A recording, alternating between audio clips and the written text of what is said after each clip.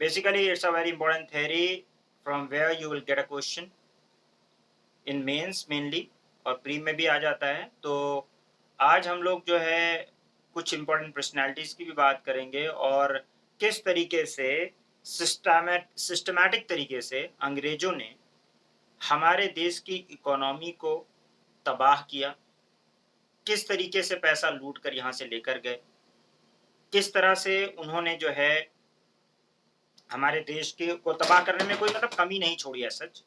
तो उसके बारे में हम लोग बात करेंगे कि क्या अंग्रेजों ने किया हमारे देश में, क्या चीज़ की हमारे साथ और किस तरह से सिस्टमेटिकली उन्होंने हमें लूटा है।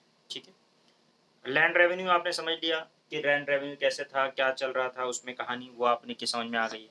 अब बेसिकली जो है लैंड रेवेन्यू के अलावा जो लूटने का तरीके थे, किस तरह से उन्होंने डी इंडस्ट्रियलाइजेशन हमारे यहाँ किया, क्या क्या चीज़ें हुई,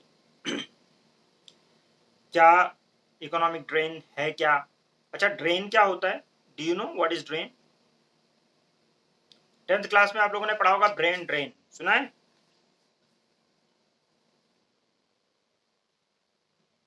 ड्रेन का मतलब नाले में बहा देना, खाली कर देना, है ना, ले जाना, पूरा ड्रेन कर देना। तो ड्रेन जो है, ब्रेन ड्रेन सुना है? ब्रेन ड्रेन आप लोगों ने सुना है? इंडिया में 10th क्लास में आप लोगों की किताब में, अंग्रेजी वाली बुक में, इंग्लिश बुक में, आई थिंक 10th या 9th में ब्रेन ड्रेन था, सीबीएसई में। सुना है? नहीं सुना है भाई? नहीं सुना? तो तो जो अमेरिकन्स, जो इंडियंस आईआईटी में पढ़ के, आईएम्स में पढ़ के और एम्स में पढ़ के डॉक्टर बनकर इंडिया के देश के काम नहीं आते हैं और जाके अमेरिका को सर्व करते हैं और इंग्लैंड को सर्व करते हैं, ऐसे लोगों का को कहा जाता है इंटेलेक्चुअल लोग जो इंडिया से ड्रेन हो रहे हैं, जा रहे हैं, इसको ब्रेन ड्रेन कहा जाता है। क्या कहते हैं? बोलो भाई, क्या कहते हैं? हाँ, ब्रेन ड्रेन। ठीक है, इसी तरीके से को हम लोग कहते हैं इकोनॉमिक ड्रेन। क्या कहते हैं? पैसा लूट के ले गया तो इकोनॉमिक ड्रेन। कितना पैसा जा रहा था, किस तरीके से जा रहा था, क्या तरीका था, किस तरह से सिस्टमेटिकली इन्होंने हमें तबाह किया, इसके बारे में आज हमारी चर्चा होगी। आप लोग पेशेंस, सब्र, हिस्ट्री में सब्र बहुत ज़रूरी है, नहीं बना के रखिए और साथ दीजिए, बीच में ज़्यादा गिव अप मत करिए। कोशिश मैं करूँगा कि मैं अच्छा बताऊँ। ठीक है, क्या कहते हो? क्या कहते हो भाई? इकोनॉमिक पॉलिसी, ठीक है, इकोनॉमिक पॉलिसी गवर्नमेंट कैसी थी इन लोगों की, इस पे हम बात करेंगे। एजुकेशन पॉलिसी वगैरह हमने देख ली और स्टेट ऑफ कॉलोनिज्म की बात करेंगे। अंग्रेजों ने शुरू में क्या है कि जो इंटेलेक्चुअल इंडियंस थे, जैसे कि ये दिल चाहता का आमिर खान है, ये ठीक है, इंटेलेक्चुअल इंडियन इससे रिप्रेजेंट कर रहे हैं हम लोग, और ब्रिटिशर्स तो आपको दिख ही रहा है, लगान का ये जो है अपना जो बंदा है। तो ये इसको क्या लग रहा है, ये व्हाट इज थिंकिंग, ये जो ऐसे ऐसे होता है ना, कॉमिक्स में पढ़ा होगा आप लोगों ने कि इसका मतलब होता है सोच रहा है ये, व्हाट इज थिंकिंग के English are here for our good. अंग्रेज यहाँ पे किसके लिए हैं? हमारे भले के लिए हैं, राइट? क्यों? क्योंकि इंटेलेक्चुअल्स को लगता था यार, जब वो लोग पढ़ लेते थे, खासकर इंडियन उसको सभ्यता को देखते देखते, इंडिया के जो कल्चर उसको देखते थे, जब अंग्रेजी पढ़ लेते थे, साइंटिफिक चीज़ें पढ़ लेते थे, सोशल सोशल चीज़ें पढ़ लेते थे, लिबर्टी, जस्टिस, बातें तो बड़ी अच्छी अच्छी हैं, इक्वालिटी, फैटर्निटी, लिबर्टी, है ना, ये सारी बातें तो बड़ा अच्छा लगता था। तो लगता था कि ब्रिटिशर्स जो हैं, इंग्लिश जो हैं, ये इंडिया का भला करेंगे। ये एक्चुअल में इतने दिन वो राज क्यों कर पाए? एक एक इल्यूजन ये भी था, बहुत सारे जो इंटेलेक्चुअल लोग होते थे, पढ़ते लिखते थे, जो उस आइडियोलॉजी में जाते थे, उन लोगों को बहुत दिन तक ये लगता था कि अंग्रेज यहाँ पे हमारी अच्छाई के लिए हैं। गेटिंग? ओके?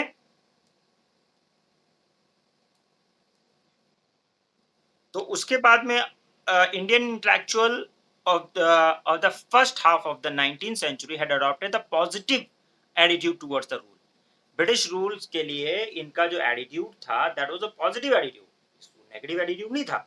इंडियन इंटेलेक्चुअल्स जो होते थे first half of the 19th century तक उन्होंने पॉजिटिव एटीट्यूड बना के रखा है कि मतलब they are for our good.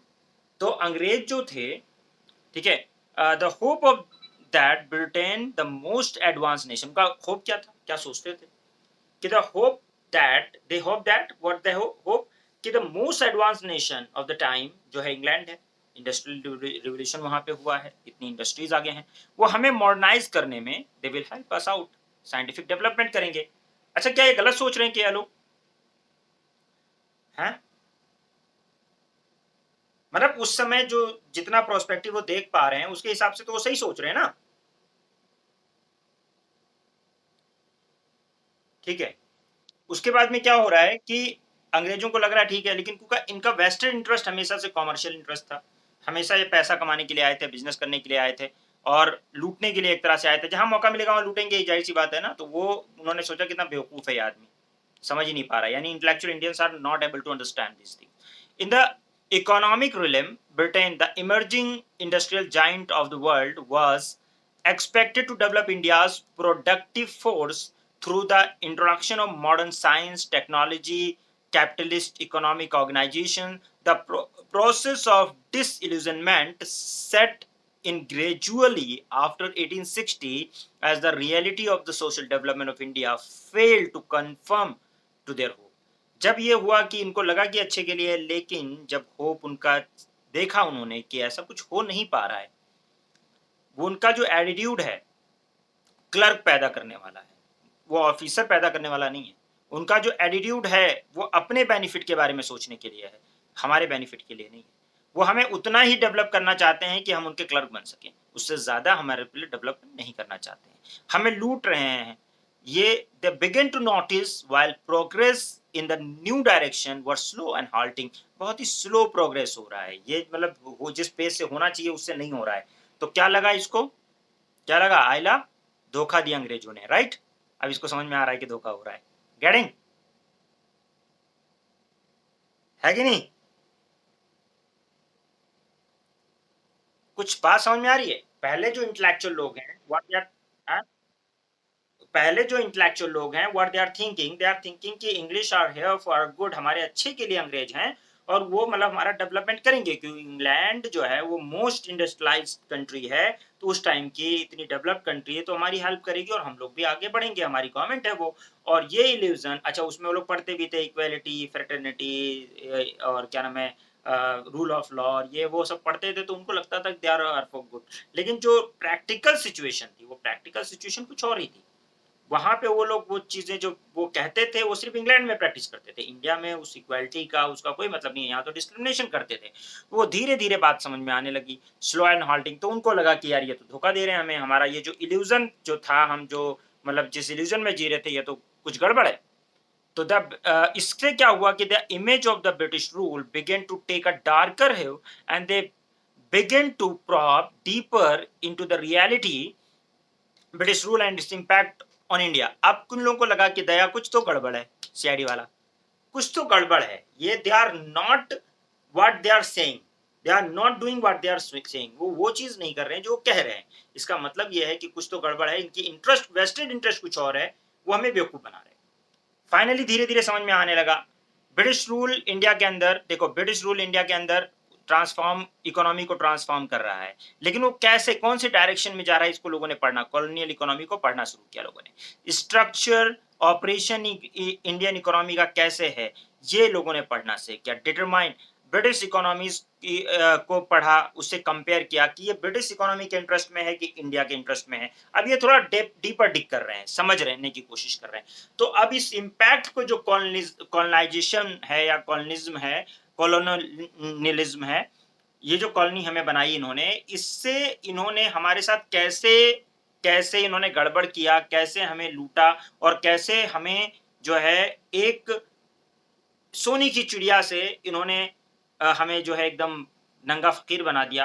वो कैसे किया हमें, उसकी वजह क्या थी, कैसे करा, उसको सिस्टमैटिकली कुछ इंडियन इकोनॉमिक हिस्टोरियंस ने और लोगों ने पढ़ने की कोशिश की उसमें कुछ लोगों का नाम बहुत फेमस है। इकोनॉमिक ड्रेन थ्योरी में सबसे ज़्यादा फेमस नाम है the great grand old man of India. क्या नाम है? दादा भाई नेरोजी। किनका नाम है? दादा भाई नेरोजी का नाम है।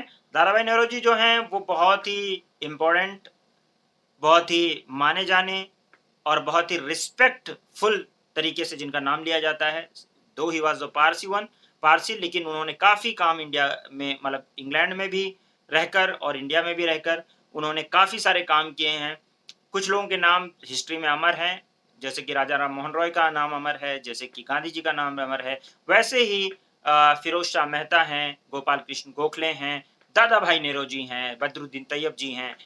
ये लोग जो हैं, इन लोगों का नाम हिस्ट्री में, और उसके अलावा जो मतलब जो ये जो रिवोल्यूशनरी हमारे लोग हैं, अशफाक उल्लाह खां हैं, भगत सिंह हैं, चंद्रशेखर आज़ाद हैं, इन लोगों का नाम अपने-अपने लेवल पे सबका नाम स्वर्ण अक्षरों में लिखा जाता है इंडिया में। तो इसमें से लेकिन कुछ लोग हमारे हिडन हीरोज़ हैं, उन्होंने काम बहुत किए हैं, बहुत कुछ इंडिया को उजागर करने में कोशिश की है, दो बहुत ज़्यादा लोग उनको नहीं जानते, क्योंकि रिवोल्यूशनरी टेररिज़्म, रिवोल्यूशनरी एक्टिविटीज़ जो हुई हैं, उसको लोगों ने ज़्यादा फ़ोकस किया है, हीरोइक चीज़ें थीं और उसको फ़ोकस किया है, फ़िल्में बनी हैं उसके ऊपर, तो लोग उसको ज़्यादा जान गए हैं। लेकिन जब आप इंटेलेक्चुअल लेवल पर पढ़ोगे तो कुछ और भी हमारे अनसंग हीरोज़ भी हैं, जिनका नाम लिया जाता है। तो डी-इंडस्ट्रियलाइज़ेशन हुआ है, डी-इंडस्ट्रियलाइज़ेशन मतलब इंडस्ट्रीज़ के बजाय हमारी जो इंडस्ट्रीज़ थी, उसको तबाह किया गया। हमारे आर्टिसंस और हैंडीक्राफ्ट को तबाह किया गया, पहला। पहला पॉइंट जिसके अंडर में पढ़ेंगे, deindustrialisation, ruining of the artisans and the handicraft. ये सबसे पहला काम उन्होंने किया है, हमारे आर्टिसंस और हैंडीक्राफ्ट को खत्म किया। दूसरा, इम्प्रोविसमेंट ऑफ पीजेंट्री। पीजेंट्री का तो ऐसी की तैसी हालत ही खराब कर दी। जो पीजेंट थे, जो बेचारे किसान थे, उनकी तो इम्प्रोवाइजेशन की जो हालत थी, जो गरीबी थी, उससे दर गरीबी में उनको ढकेल दिया। तीसरा जो है न्यू लैंडलॉर्ड, जो न्यू लैंड रिलेशन जो थे, जो वो न्यू लैंड रिलेशंस भी जो थे, उन्होंने ओल्ड जमींदारों को भी तबाह करा, तो उनको भी बर्बाद कर दिया, उनको भी कुछ पैट्रोनेज नहीं रखा। उसके बाद में फिर आपका जो है एग्रीकल्चर डिटोरिएशन में पहुंची, एग्रीकल्चर तबाही तबाही की तरफ पहुंची, क्योंकि उसके ऊपर कोई डेवलपमेंट नहीं था, बस उसे लैंड रेवेन्यू वसूलना था और कुछ नहीं, उनका कोई मतलब ये नहीं था कि वो कुछ डेवलप करेंगे। उसके अलावा commercialisation of the Indian agriculture का कमर्शलाइजेशन किया गया, जिसमें कैश क्रॉप उगाने की बात की गई, और कैश क्रॉप आप उगाओ जो कि मतलब फूड क्रॉप के बजाय, तो इंसान को भूखमरी का शिकार तो होना ही पड़ेगा। तो बहुत हद तक हम लोगों के ऊपर ये इसका बहुत बड़ा इम्पैक्ट रहा है। हम एक-एक करके चीज़ों को देखेंगे। सबसे पहले जो है हम लोग उस पे बात करेंगे डी-इंडस्ट्रियलाइज़ेशन पे, और उसके अलावा हम लोग फिर उसके बाद में development of the modern industries, वो कैसे डेवलप हुई इंडिया के अंदर, और इंडिया में बोर्गोइस क्लास कैसे डेवलप हुआ, उसने कैसे राज किया, फेमाइन और पॉवर्टी ने इंडिया का स्ट्रक्चर और ट्रेड को कैसे चेंज किया, और फाइनली इकोनॉमिक ड्रेन थ्योरी, जो कि नाम लिया जाता है इकोनॉमिक ड्रेन थ्योरी देने के लिए, दादा भाई नौरोजी का नाम लिया जाता है। तो आई होप कि एक सिस्टमैटिकली आपको इन 9 पॉइंट्स के अंदर हम लोग इसको पढ़ेंगे। आज बहुत ज़्यादा पॉइंट अगर हम नहीं पढ़ पाएँगे तो भी 3-4 पॉइंट तो आराम से पढ़ लेंगे, ठीक है? और ऐसे करके इंशाल्लाह 2 से 3 लेक्चर में हम इसको ख़त्म करेंगे। लेकिन क्योंकि इसको समझना ज़रूरी है, एक-एक सिग्निफिकेंस को समझना ज़रूरी है, आपको ये भी जानना ज़रूरी है कि भई क्या चल रहा था? आउट जाके अंदर आओ, ठीक है? और अगर किसी को ना बढ़े, 9 पॉइंट तक ना आए तो मुझे बताना, ठीक है? आ रहा है? देखो अंग्रेजों ने, देखो यहाँ पे समझिएगा, ये पूरा कहानी समझिए। बैकग्राउंड पहले समझते हैं। Indian industry in the 17th century. India की जो इंडस्ट्री थी 17th सेंचुरी में कैसी थी, इसको आप समझिएगा बहुत ध्यान से। एग्रीकल्चर प्लस इंडस्ट्री का कॉम्बिनेशन था, यानी दो हमारे पास बहुत बड़ी-बड़ी इंडस्ट्रीज नहीं थी, लेकिन जो एग्रीकल्चर से रिलेटेड इंडस्ट्रीज हमारे यहाँ थी, जैसे कि वुडवर्क था, हैंडीक्राफ्ट था, आर्टिसंस थे, हाथ से बनाने वाली जो चीज़ें थी वो। जब वो किसान खेती करते थे, कपास उगा लिया, कुछ उगा लिया, उससे उससे क्या नाम है, कपड़े बना लिए, कपड़े सिलाई कर दिए, इस तरह से वो जुड़ी हुई चीज़ें थी। ये नहीं कि थी वो बेरोज़गार रहते थे। वो अपना किसानी खेती करते थे, उसके बाद में उसी से रिलेटेड बाय प्रोडक्ट जो होते थे, उससे वो लोग इंडस्ट्री, कुटीर उद्योग वगैरह इंडिया का रहता था। एग्रीकल्चर प्लस इंडस्ट्री हमारे यहाँ इतनी डेवलप थी, अब आप सुनिएगा, ये वाली लाइन पढ़िए। Almost everything that used to be made of wood and silk, लगभग हर वो चीज जो कि वुड से और सिल्क से बनी हुई थी, ठीक है, related either to dress of a woman or furniture of our house were supplied by Indian trader. जो कुछ भी, चाहे वो वुड से बनी हुई हो, लकड़ी से या सिल्क से बनी हुई हो, चाहे वो वुमेन के ड्रेस से हो, रिलेटेड हो, या उनके घरों का फर्नीचर हो यूरोपियंस के, सब सप्लाई करते थे इंडियन ट्रेडर्स। Indian traders. अब आप लोगों को एक बात समझ में आई कि यार ये औरंगजेब वगैरह कर क्या रहे थे, what they were doing, why they were giving the free trade फरमान, क्यों फ्री ट्रेड फरमान दे रहे थे ये लोग, मतलब बाद में भी फ्री ट्रेड फरमान दिया है इन लोगों को। औरंगजेब के टाइम पर जो है भी मतलब इन लोगों को क्यों नहीं भगाया, या पोर्चुगीज को क्यों नहीं भगाया, थोड़ा बहुत मार पीट के छोड़ देते थे, इनको भगा देते तो अंग्रेज कब्जा नहीं करते ना। तो आप उस समय का अगर सिचुएशन देखोगे ना, तो इंडिया का जो ट्रेड है, बैलेंस ऑफ ट्रेड में 1757 तक, जब तक बैटल ऑफ प्लासी नहीं हुआ है, कब तक, कब तक, बोलो भाई कब तक, बैटल ऑफ प्लासी 1757।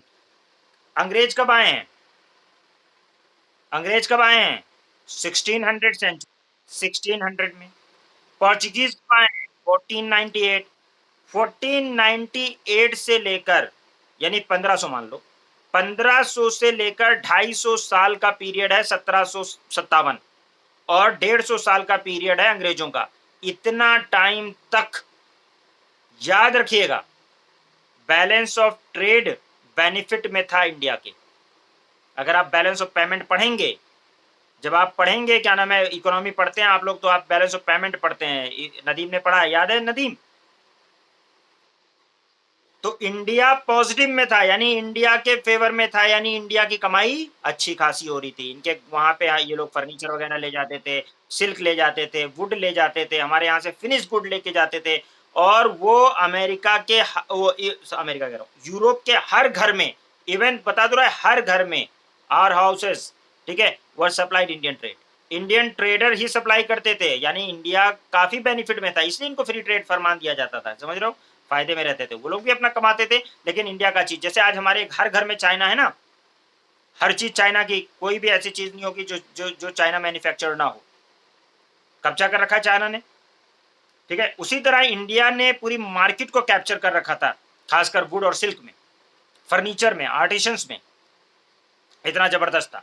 इसलिए अंग्रेज यहां तक थे, क्योंकि 200 साल, 250 साल, देखो जब हम इकोनॉमी, जब हम हिस्ट्री को ठीक से पढ़ते हैं, समझ के पढ़ते हैं, तो हमें बात समझ में आती है कि ऐसे हमें पहले ही नहीं दिख जाएगा कि हाँ ये अभी हमारे ऊपर राज करने लगेंगे, कब्जा करने लगेंगे, समझ लो ना, वो धीरे धीरे दिखता है। तो 200 250 साल, 250 साल पोर्चुगीज का और 150 साल अंग्रेजों का, तो हमारा फायदे में रहे हैं हम लोग। लूटना हमारा शुरू हुआ है जब बैटल ऑफ बक्सर हुआ है, बैटल ऑफ प्लासी हुआ है, उसके बाद हमें लूटना शुरू किया गया है, जब मुगल एडमिनिस्ट्रेशन कमजोर हो गया है, जब इनको सामने कोई ऐसा नहीं था कि मतलब अब ये इनको दिख गया कि अब हमें लूटना है, बिजनेस नहीं करना है, now we have to plunder them, जब उनको समझ में आ गया कि हमें लूटना है, तब जाके ये चीजें हुई हैं। तो ध्यान समझिएगा, 1700 में 1700 में English government passes an act, मजबूर होकर, 1700 में, यानी 100 साल ट्रेड हो चुका है, सुनिएगा, 100 साल ट्रेड हो चुका है मिस्टर, और 100 साल ट्रेड होने के बाद में इन्होंने क्लॉथ को, सिल्क को, मुस्लिन को, कॉलिकोस को, ये सब जो इंडिया, पर्शिया या चाइना से आ रहा हो, उसको बैन किया है, बैन किया है, क्योंकि परेशान हो गए थे, एक्ट पास करके परेशान हो गए, क्योंकि वहां के ट्रेडर जो है उनका सामान बिक ही नहीं रहा, इनकी क्वालिटी अच्छी थी, माल फिर भी उससे सस्ता था, तो ये लोग क्या करते थे, इन्होंने मजबूर में, गवर्नमेंट ने एक्ट पास किया, बैन किया कि ये सिल्क क्लॉथ, सिल्क मसलिन, ये सब नहीं आएगा इंडिया, पर्शिया और चाइना से, ठीक है। पहला ये एक्ट आया 1700 से, इन्होंने ये चीज किया है, किसको प्रोटेक्ट करने के लिए, अपने जो ट्रेडर्स थे उनको प्रोटेक्ट करने के लिए। बात समझ में आ गई। फिर उसके बाद अंग्रेजों ने फिर प्रेशर बनाया, वहां के बिजनेसमैन ने अंग्रेजों के यहाँ पे, 1720 का पीरियड आ रहा है, 1720, 1720 में पेनाल्टी डाली इन्होंने, पेनाल्टी कि कितने पाउंड की, 5 पाउंड की, जो इंडियन सिल्क पहने अपने वहां पे इंग्लैंड में, और $20 की जो उसको बेचे, 20 मतलब पाउंड की जो उसको बेचे, और 20 पाउंड कम नहीं होता था, और 5 पाउंड की जो उसको पहने, किसी को पहने हुए देख लिया इंडियन सिल्क, पेनाल्टी लगा दी। 20 जो बेच रहा है उसके ऊपर 20 रुपए की पेनाल्टी लगा दी। अब आदमी क्यों पहनेगा, क्यों बेचेगा भाई? पेनाल्टी लग रही है। समझ रहे हो ना? तो ये हमें किस तरह से बर्बाद करने की कोशिश हो रही है ये यहाँ पे। तो ये 2 तरीके से बर्बादी कर रहे हैं। एक तो डोमेस्टिक मार्केट हमारा है, दूसरा इंटरनेशनल मार्केट है। इन्होंने डी इंडस्ट्रियलाइजेशन हमारा कैसे किया उसको देखिए। यानी हमारी इंडस्ट्री अच्छी थी, इंडस्ट्री कैसी थी हमारी, ठीक है, वुड की इंडस्ट्री थी, कपड़ों की इंडस्ट्री थी, फर्नीचर की इंडस्ट्री थी, ये सब हमारी इंडस्ट्री थी। ये हम लोग थे जो बना बना के, उनको हैंडीक्राफ्ट की इंडस्ट्री थी हमारी। हमारे पास 2 मार्केट थी, एक तो हमारी डोमेस्टिक मार्केट जो हमारे कंट्री में हम बेचते थे, दूसरा जो होता था वो इंटरनेशनल मार्केट होती थी, वहां पे हम बेचते थे। अब इन्होंने हमें दोनों तरफ से लूट बदमाशी की हमारे साथ। वो देखें कैसे किया। इन्होंने क्या किया, जब इनका जो है कैसे डिइंडस्ट्रियलाइजेशन हुआ है, चीप एंड मशीन मेड जब इनका गुड्स बनने लगे, ठीक है, जब वो इंडस्ट्रियल रिवोल्यूशन हो गया तो मशीन मेड गुड्स बनने लगे बहुत सारे, ठीक है। इंडिया की मार्केट में उन्होंने जब ये हुआ, आपने 1813 पढ़ा, 1813 का चार्टर पढ़ा, किस किस को याद है 1813 का चार्टर?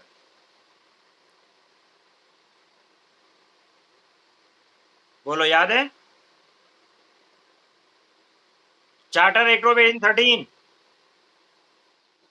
ईस्ट इंडिया कंपनी ने मोनोपोली एबॉलिश कर दी थी। ईस्ट इंडिया कंपनी की मोनोपोली एबॉलिश कर दी गई थी, याद करो, सिर्फ चाय और चाइना को छोड़कर, याद है?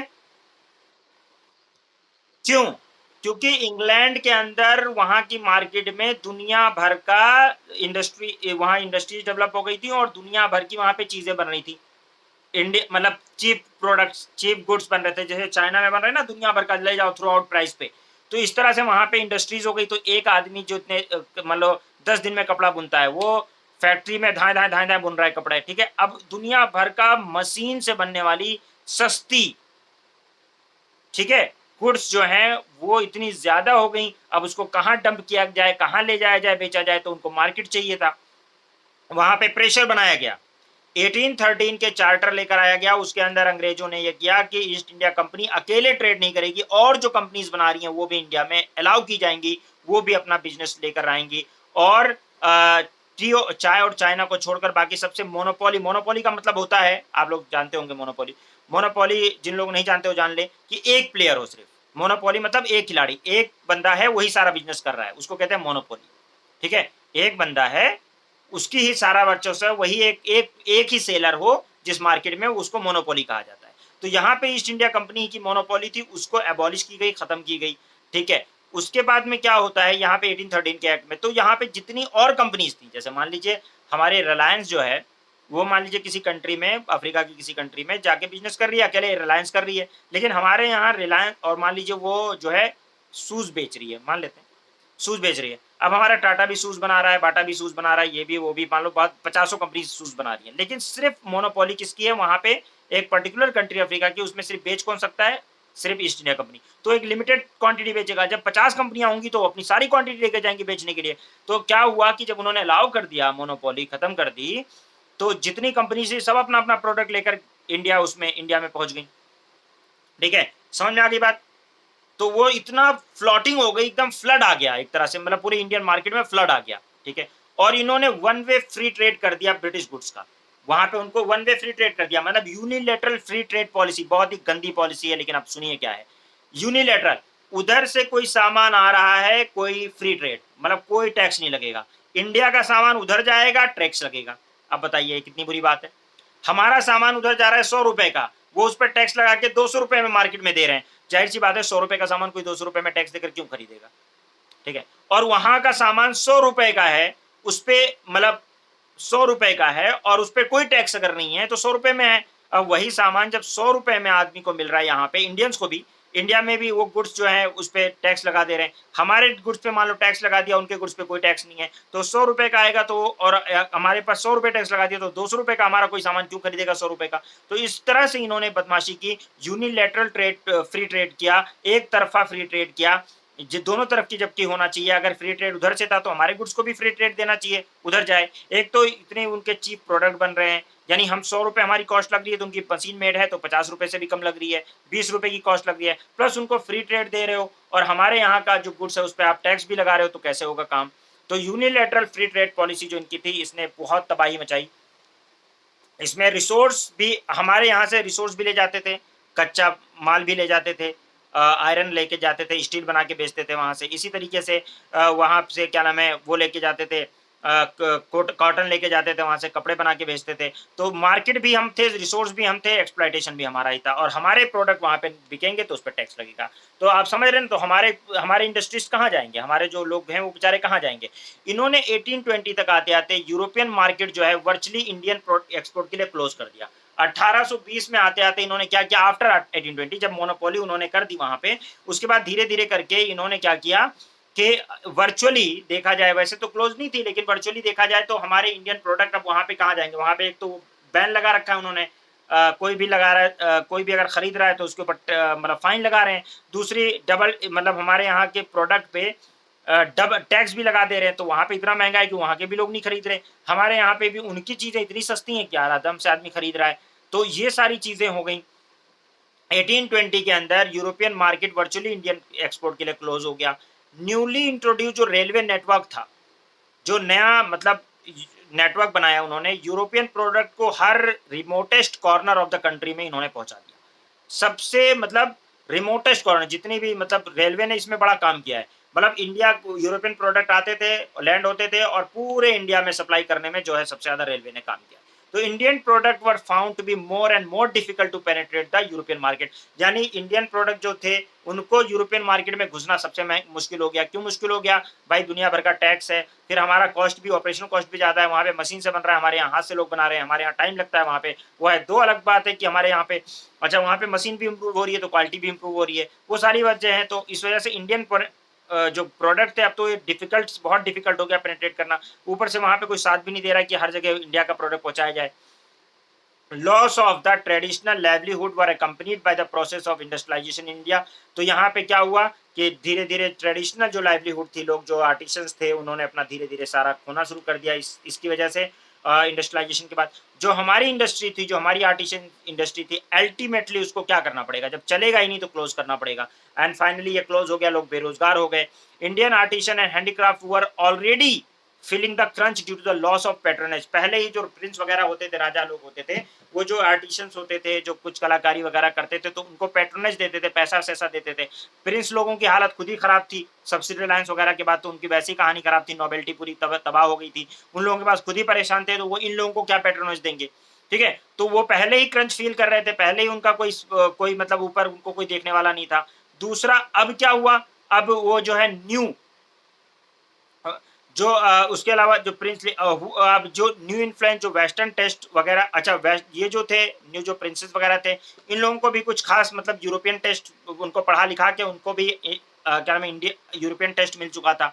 वो भी ज़्यादा वैल्यू नहीं दे रहे थे, जैसे दादा परदादा उनके देते थे वो वैल्यू नहीं दे रहे थे उतना। तो कहानी ये जो आर्टिशियंस थे, जो अपने हाथ से बनाने वाले कलाकारी थी, ये धीरे धीरे इनका पैट्रोनेज भी खत्म हो गया, ये लोग और इनका सामान भी नहीं बिक रहा, तो ये पूरी तरह से क्लोज हो गया। इस तरह से हमारा इंडस्ट्रियलाइजेशन के बजाय इंडियन इंडस्ट्रीज का डी इंडस्ट्रियलाइजेशन हो गया। क्या हो गया?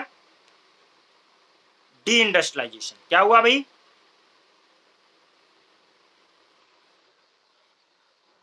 हाँ, रुइन हो गया, तबाह हो गया आर्टिसन और हैंडीक्राफ्ट हमारा। और हमारे यहाँ जैसे लोग रोड बिछाते हैं, हमारे यहाँ डी अर्बनाइजेशन हो गया, जहाँ पे मतलब ये रोड देखो, ये जो फोटो दिखा रही है आपको, इसमें रोड को ये पलट रहे हैं। मतलब वहां रोड बिछी हुई थी, रोड को ये उखाड़ रहे हैं यहाँ से। तो जो कहानी हमारी ये थी कि हम क्या नाम है थोड़ा सा, ये देखिए आप देख रहे हैं, ये रोड को उखाड़ रहे हैं, ये डी अर्बनाइजेशन है। मतलब कहीं जहां रोड बनाना चाहिए, इंडस्ट्रीज बनानी चाहिए, वहां रोड अब उखड़ रहे हैं। यानी वहां पे पॉवर्टी, डी अर्बनाइजेशन आ रहा है, रूरल रूरलाइजेशन हो रहा है। मतलब कि गांव बन रहे हैं। क्यों? क्योंकि लोग जो है गांव छोड़ छोड़ के भाग रहे हैं, डेवलपमेंट गांव में हो नहीं रहा। इंडस्ट्रीज थी, लोग आते थे, सामान लेके जाते थे, वो सब खत्म हो गया। अब कुछ नहीं है, रोजगार ही नहीं है गाँव में। रूरलाइजेशन हो गया है, पीजेंटाइजेशन हो गया है। जो लोग कभी अच्छे मतलब बिजनेसमैन हो जाते थे या अच्छा उनका कारोबार चल रहा था, वो लोग अब एक मजदूर की कंडीशन में पहुंच गए हैं, मजदूरी करने के लिए लैंडलेस लेबरर बन गए हैं। क्या बन गए हैं? लैंडलेस लेबरर, जिनके पास जमीनें भी नहीं है, एग्रीकल्चर इंडस्ट्री तबाही हो गई, तो अब ये लैंडलेस लेबरर बन गए हैं। इनका ट्रेडिशनल आर्ट खत्म हो गया, क्राफ्टमैनशिप खत्म हो गई, कल्चरल लॉस हो गया पूरा। अब इनके पास कोई काम नहीं है। तो ये हमारा हो गया डी इंडस्ट्रियलाइजेशन। क्या हुआ? Deindustrialisation. उसकी वजह मैंने बताया कि क्यों हुआ, उसका मैंने बताया कि जो ट्रेडिशनल रूलर थे उनकी कहानी खत्म हो गई थी, डिक्लाइन हो गए थे वो लोग, ठीक है। मिडिल जो न्यू मिडिल क्लास थी उनको भी इंग्लिश गुड्स में मजा आ रहा था। अंग्रेजी मैंने बताया था ना कि बर्गर खिलाना है तो पहले उनको सोच पे डेवलप करनी पड़ेगी कि बर्गर अच्छी चीज है, तो वो उन्होंने एजुकेशन से कर ही दिया, दिखाई दिया कि ब्रिटिश गुड्स लोगों को अच्छी लगने लगी, और यूरोपियन मशीन मेड गुड्स दुनिया भर की आ रही थी। यूनिलेटरल ट्रेड पॉलिसी जो थी उसकी वजह से हमारी चीजें महंगी थी। तो ये सब all this was done without the compensation development of the machine industry. किसी तरह कोई कंपनसेशन वगैरह नहीं दिया गया। और नेट एक्सपोर्ट जो है, जो इंडिया जो कि नेट एक्सपोर्ट करता था, यानी कि जब उधर से जितनी चीज आती थी इंडिया का ज्यादा एक्सपोर्ट होता था, इंडिया क्या बन गया, नेट एक्सपोर्टर से नेट इंपोर्टर बन गया। और ये आप लोगों ने बैलेंस ऑफ पेमेंट में बहुत अच्छे से पढ़ा है कि नेट एक्सपोर्ट क्या होता है और नेट इंपोर्ट क्या होता है। अगर नहीं जानते तो अभी जान लो कि एक्सपोर्ट कितना हो रहा है। जैसे मान लीजिए 5 रुपए का एक्सपोर्ट, 5 गुड्स हम एक्सपोर्ट कर रहे हैं और 3 हम इंपोर्ट कर रहे हैं, तो हमारा 2 के हम प्लस में है, क्योंकि हमने 5 बेचा है और 2 खरीदा, 3 खरीदा है, तो 2 प्लस में है। अभी क्या हो रहा है कि हम 10 खरीद रहे हैं और 2 बेच पा रहे हैं, तो 8 में हम नेगेटिव चले गए, गेटिंग। तो हम नेट इंपोर्टर बन गए, तो हमारे पास पैसा कहाँ से आएगा। तो ये पूरी कहानी, यानी उनकी चीजें हम ज्यादा खरीद रहे हैं और नेट इंपोर्ट में हम लोग जो है कहाँ पे चले गए, डेफिसिट में चले गए। तो इस तरीके से हमारी कहानी डी इंडस्ट्रियलाइजेशन की हुई है। इंटरनल वीकनेस भी रिस्पॉन्सिबल थी इसके लिए। इंडियन मैन्युफैक्चरर जो थे वो नई मार्केट नहीं मिल पा रही थी उनको, और वो एक्सप्लोर भी नहीं कर पा रहे थे अदर कंट्री को, क्योंकि हमारे यहाँ पहले ही कोई समुद्र क्रॉस करके जाने का वो कुछ कहानी नहीं रहती थी। इंडियन रूलर ज्यादातर लोगों ने ट्रेड मतलब कोई एफर्ट नहीं पुट किया ट्रेड पॉलिसी में अपने, कुछ नहीं, सिर्फ टीपू सुल्तान ने डेवलप करने की कोशिश की फॉरेन में ट्रेड। बाकी कोई भी ऐसा बंदा नहीं था जिसने प्रायोरिटी दी हो। सबसे ज्यादा मुगलों ने भी और लोगों ने भी कोई प्रायोरिटी नहीं दी नेवी को डेवलप करने में। जो इंडियन रूलर, किसी ने भी इस दौर के किसी भी इंडियन रूलर ने नेवी को डेवलपमेंट नहीं किया। और उस समय जो नेवी पे जो कहते हैं ना, जो ब्लू ऑर्डर पे राज करेगा वही सब पे राज करेगा, क्योंकि वहां से ही सप्लाई सारी होती थी। इंडियन कोस्टल ट्रेड जो होता था वो पूरी तरह से यूरोपियन जो है यूरोपियन लोग जो है उन्होंने क्या मोनोपोलाइज कर रखा था, उनकी मोनोपोली थी। If the coast trade were under Indian control, then difficult for Europe. अगर इंडियन कोस्टल ट्रेड इंडिया के कंट्रोल में होता तो ये डिफिकल्ट हो सकता था उनके लिए, अंग्रेजों के लिए। तो ये पूरा इम्प्रोवाइजेशन, मतलब ये पूरा आपने डी इंडस्ट्रियलाइजेशन देखा। डी इंडस्ट्रियलाइजेशन कैसे हुआ, ये बात समझ में आ गई।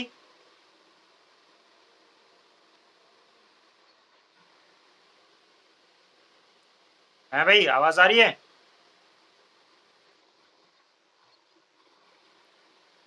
पॉवर्टी, गरीबी। अब ये गरीबी जो है, इम्पोवर्समेंट जो है ऑफ द पीजेंट्री, जो पीजेंट्री क्लास है, जो किसान है, उनको इम्प्रोविस कैसे किया, इम्प्रोविसमेंट कैसे हुआ उनका, पॉवर्टी उनके अंदर कैसे, इतना ज्यादा गरीब से दर गरीब कैसे हो गए, क्या वजह रही उसकी, उसको जरा समझेंगे।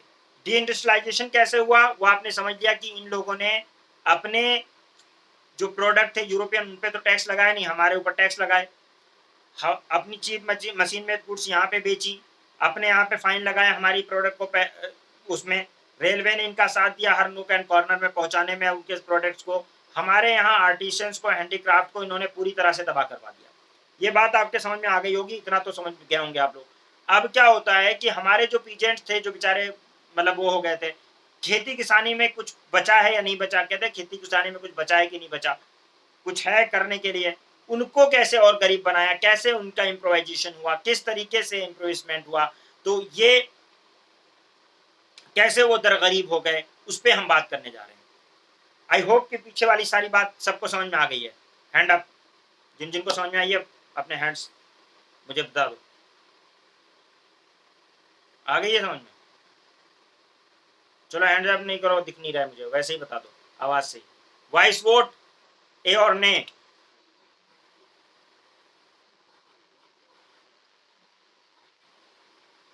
समा आया? मोनी हो लाइन पे? चलो, very good.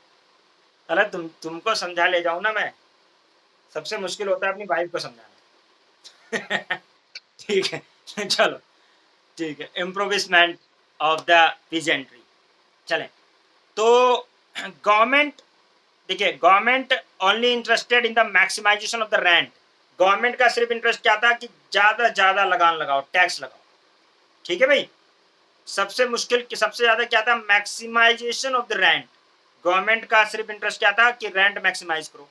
Permanent settlement system उन्होंने लगा दिया, लैंड को ट्रांसफर कर दिया किसके ऊपर, जमींदारों के पास। कल मैंने परमानेंट सेटलमेंट सिस्टम बताया था कि जमींदार को मालिक बना दिया जमीन का, ठीक है ना, ओके।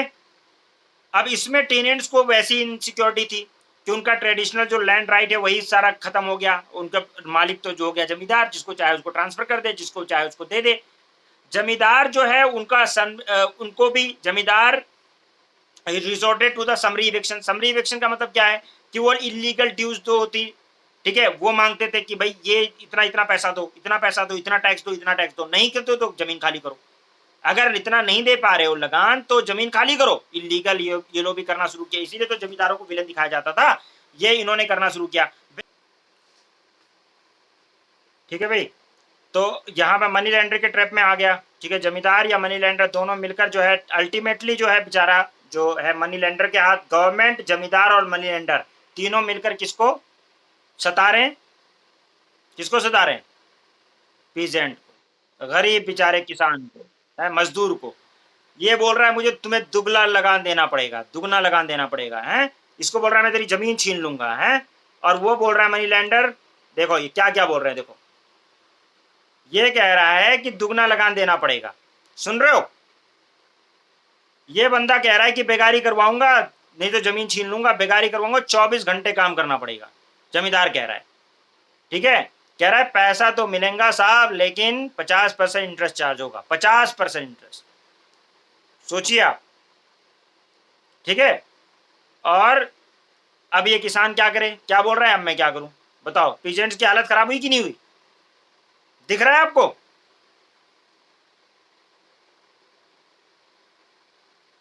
अरे भाई दिख रहा है,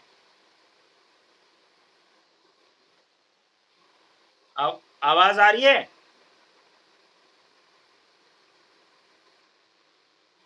रिदा आ रही है। अब बताओ, अगर ऐसी सिचुएशन हो, तीन मोटे मोटे बंदे एक पतले दुबले बंदे के पीछे पड़े हुए हैं पीटने पे उसको, तो बचेगा जिंदा।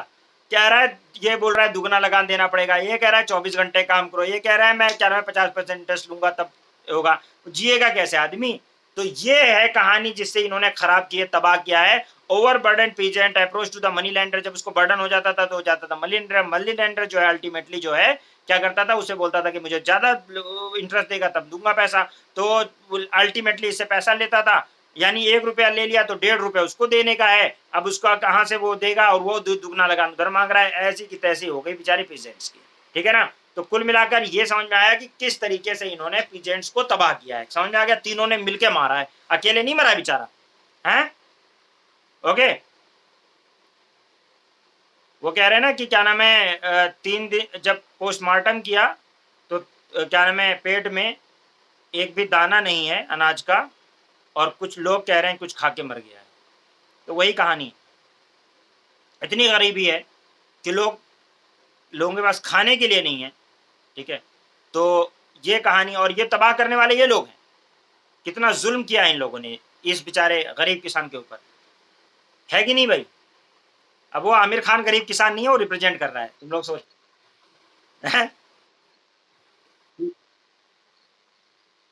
हाँ, वो अल्लाह खान का आमिर खान है ना। तो ठीक है, तो वो रिप्रेजेंटेशन है। अब यहाँ देखो, ठीक है, emergence of the new land relation ruin the old जमींदार।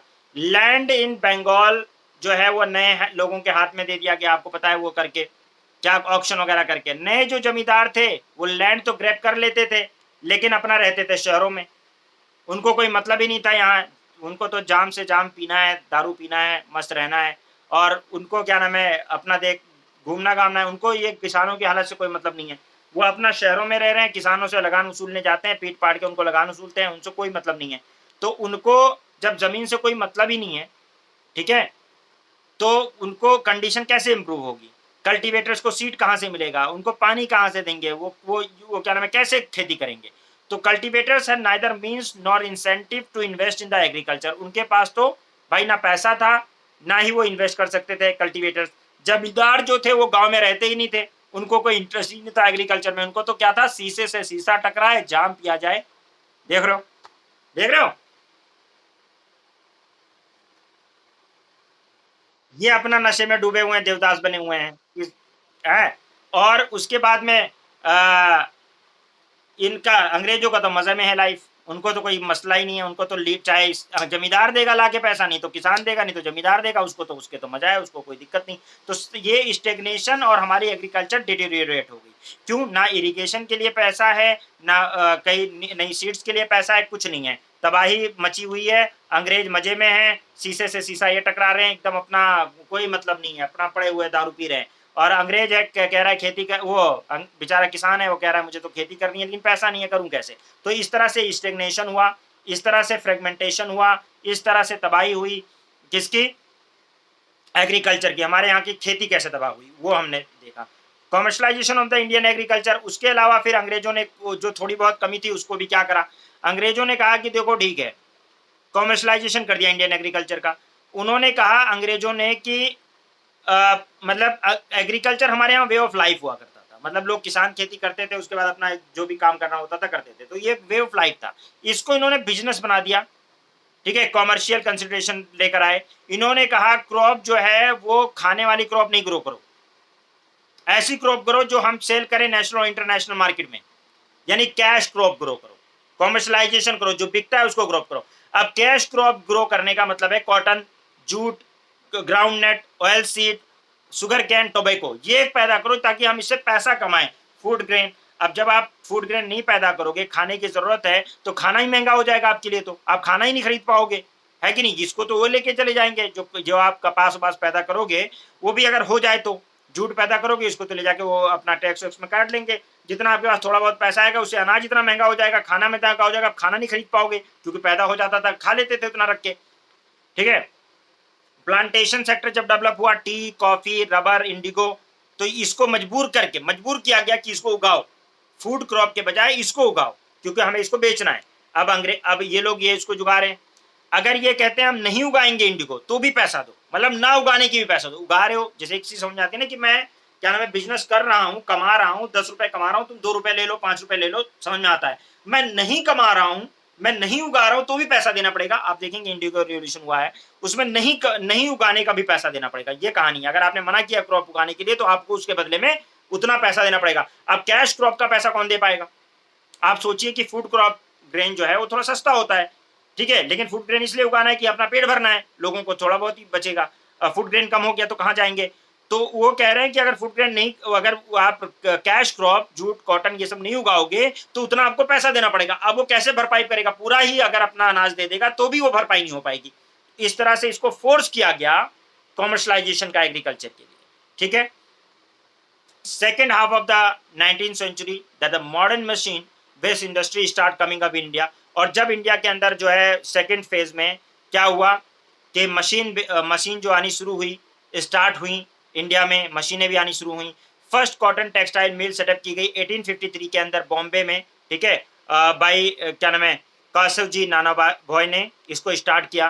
There was a rush of foreign capital in India at that time due to the prospect of profit, availability of the cheap labor, cheap readily available आपका raw material and ready market. ये उस समय ना foreign capital ने यहाँ पे investment बहुत करने की कोशिश की। जब इंडिया में इंडस्ट्री डेवलप होने की बात हुई तो बहुत सारा इन्वेस्टमेंट अंग्रेज चाह रहे थे कि हम करें, क्योंकि हमें रिटर्न बहुत ज़्यादा मिलेगा। क्यों? क्योंकि बहुत प्रॉफिट होगा, चीप लेबर बहुत ज़्यादा अवेलेबल रहेगा, चीप जो है मटेरियल हमारे लिए अवेलेबल रहेगा, रॉ मटेरियल, और रेडी मार्केट मतलब हमारे लिए अवेलेबल रहेगी, तो इसलिए। लेकिन एक्चुअल में इंडस्ट्रीज को डेवलप करना नहीं है, इंडस्ट्रीज हमारे यहाँ डेवलप करना नहीं है, इसका मतलब एक्सप्लॉयटेशन हो। देखो कैसे, ठीक है।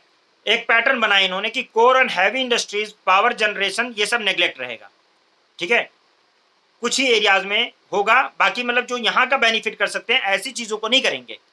वो चीजें करेंगे जो जिस चीजों से मतलब फायदा हो और कुछ रीजन में ही वो डेवलप किए गए, जिससे रीजनल डिस्पैरिटी भी हुई और एक्चुअल में इसका कोई खास फायदा नहीं हो पाया। इंडियन ट्रेडर जो थे, मनी लेंडर जो थे, बैंकर जो थे, वो सिर्फ वो एक तरह से जो इंडिया ब्रिटिशर्स के हाथ में इंडियन को ही एक्सप्लॉइट कर रहे थे।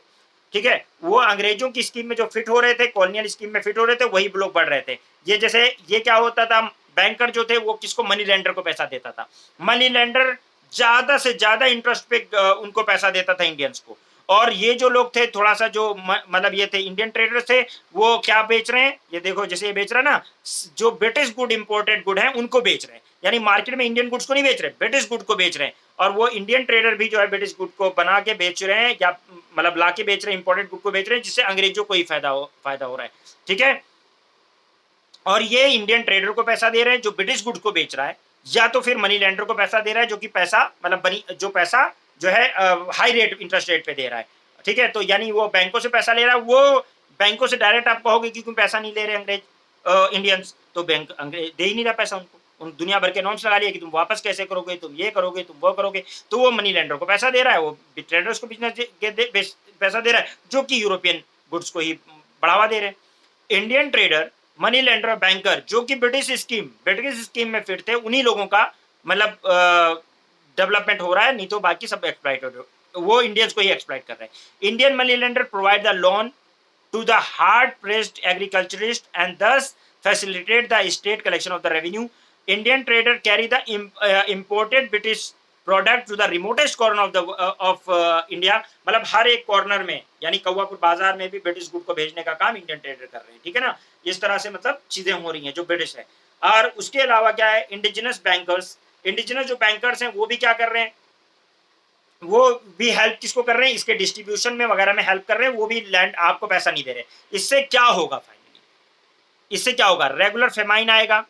फेमाइन हमारे यहाँ कॉमन था, बारिश वारिश होती नहीं थी, हमारे यहाँ इरिगेशन थी नहीं, तो जाहिर सी बात है सूखा पड़ेगा ही, बर्बादी होगी, बारिश उतनी नहीं हो रही, इरिगेशन हो नहीं रहा, कोई मतलब इरिगेशन मतलब सिंचाई की कोई व्यवस्था नहीं है, तो क्या होगा, फिर फेमाइन आएगा ही इंडिया के अंदर। तो इंडिया का पूरा स्ट्रक्चर चेंज हो गया, लोग गरीबी भुखमरी इसके शिकार हैं, पानी बरस नहीं रहा, उनको गरीब क्या नाम है वो देना पड़ रहा है, क्या नाम है लगान उनको अलग से देना पड़ रहा है, और किसी तरह का कि एग्रीकल्चर में कुछ डेवलपमेंट हो जाए, कुछ इरिगेशन फैसिलिटी हो जाए, कुछ नहरें नदी बन जाए, वो सब कुछ नहीं।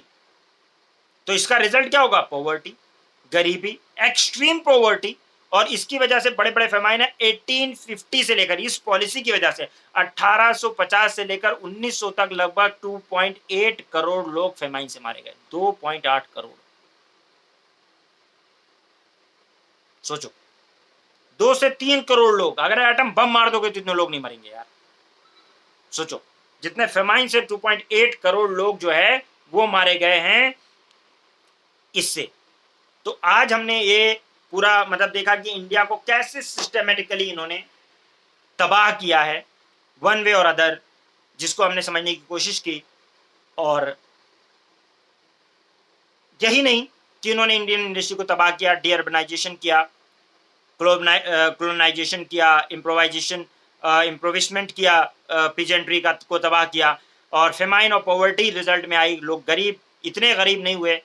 बंगाल फेमाइन आप देखोगे करोड़ों लोग मारे गए हैं, एक दो लोग नहीं, 2.8 करोड़ लोग फेमाइन में मारे गए। बताइए, सोचिए, भूख से आदमी मर रहा है, वो भी इतने इतने लोग मर रहे हैं, वो कंडीशन क्या रही होगी। तो एक मतलब समझने की देर है कि अपनी पिटी इंटरेस्ट के लिए, अपने इंटरेस्ट के लिए लोगों ने किस तरह से लूटा है और तबाह किया है। तो इसमें कोई शक नहीं है कि हर तरफ घास हरी नहीं है, हर तरफ जो है अच्छा नहीं है, कहीं कुछ अगर अच्छाई है, कुछ सेगमेंट में कुछ ठीक हुआ भी है, तो बहुत कुछ गलत भी हुआ है। इसीलिए आज़ादी चाहिए थी। जब देश के बारे में लोग नहीं सोचे, अपने इंटरेस्ट के बारे में सोचते हैं, तो यही कुछ कंडीशन होती है। हिस्ट्री माफ़ नहीं करती है लोगों को। हिस्ट्री आज अगर आप गलत बहुत कर रहे हैं तो हिस्ट्री माफ़ नहीं करेगी। वो अलग बात है कि आप ही के हाथों में कलम हो तो आप कुछ भी लिख दो। ठीक है, तो इकोनॉमिक ड्रेन थेरी इसके बाद आएगी, जो कि हम आज नहीं पढ़ेंगे, कल पढ़ेंगे। कल हमारा इकोनॉमिक ड्रेन थेरी पे बात होगी, दादा भाई नेहरू पे बात होगी। उन्होंने एक किताब लिखी थी, यूपीएससी ने क्वेश्चन पूछा हुआ है, poverty and non British India, किसने लिखी है, दादा भाई नौरोजी ने लिखी है।